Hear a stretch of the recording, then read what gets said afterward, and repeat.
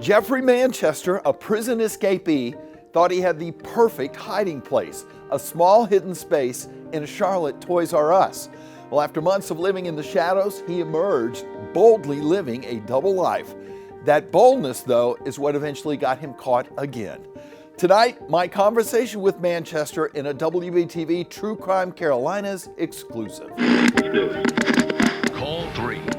I had it in my mind that I was so smart that I can't possibly get caught. Speaking to me by phone from his cell at Central Prison in Raleigh, I had everything planned out. Jeffrey Manchester reflected on a time when he thought he was invincible. Emotionally hurt people. I scared them. I needed to be punished for that. If I had not gone to prison, I probably would have committed more crimes. June 15, 2004, Manchester escaped Brown Creek Correctional Center in Anson County by hiding under a delivery truck. Now he needed a place to hide from police. He found it in the Toys R Us store on Independence Boulevard in Charlotte. It just seemed like the perfect place to go, and nobody would ever look for me there. Manchester built a small living space and filled it with posters, toys, a baby mattress, and an inflatable chair, and lived on baby food and candy he grabbed off store shelves.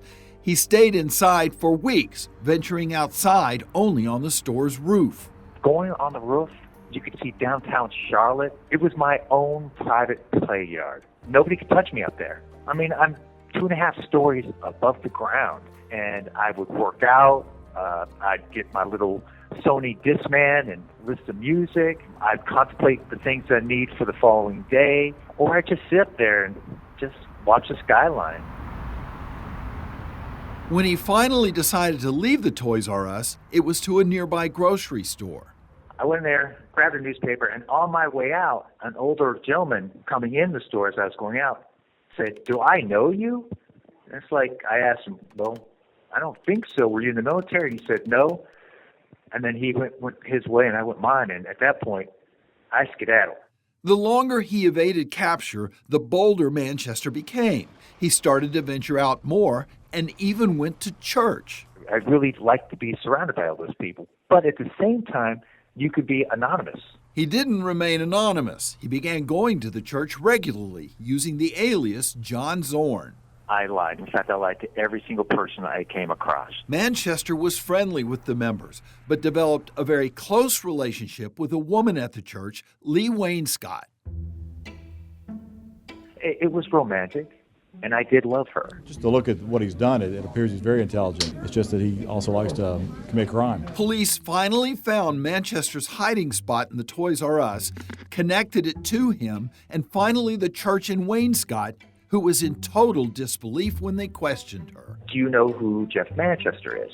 She's at her desk in her office, and she says, "No, I don't. Who's Jeff Manchester?" Well, they had her go on the internet and Google my name. She said, "That's not Jeff Manchester, that's John Zorn," which was my alias at the time. And they said, no, that's Jeff Manchester. Wainscott helped lead police to Manchester. Timing was everything. Manchester was planning on leaving the country. That might have worked, except for one thing. She meant so much to me, and there was no way I was going to leave without seeing her one last time. I couldn't do it. That one last time was January 5th, 2005, Wainscott's birthday. It turned into anything but a celebration when he knocked on her apartment door. And then I heard screeching of brakes behind me, and I turned around and I saw a blacked out Suburban with side rails with about 6 SWAT guys hanging off the side of the thing with little MP5s running down the steps towards me. And at that point, I knew the chick was up. They got me. Police captured him leaving the apartment of Leigh Wainscott, the new girlfriend he met at a church singles event. After Manchester was sent back to prison, he tried to escape again, and because of that, he spent 9 years in solitary confinement. But I want to make something very clear. I'm retired. I no longer think that way. At this point, I'm getting so short with the amount of time I have left, I'd be a fool to do anything. Oh, And there's the movie chronicling Manchester's escapades. It's called Roofman, in reference to Manchester going in through the roofs of the businesses he robbed. Why is it you don't want to be called Roofman? I just don't want to be known for the bad things that I've done. I'm ashamed.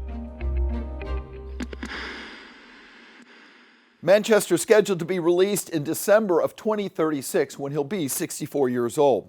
Now, he initially agreed to do a sit-down, on-camera interview with me at Central Prison. However, officials at the prison denied our request to do so, saying, quote, aiding in the promotion of a movie that depicts a prison escape is not consistent with our mission. Well, although our story is not intended to promote the movie, we understand. There is so much more to this story, so we are putting together a special program that delves much deeper. I'll keep you posted when you'll be able to see that. It'll be coming up.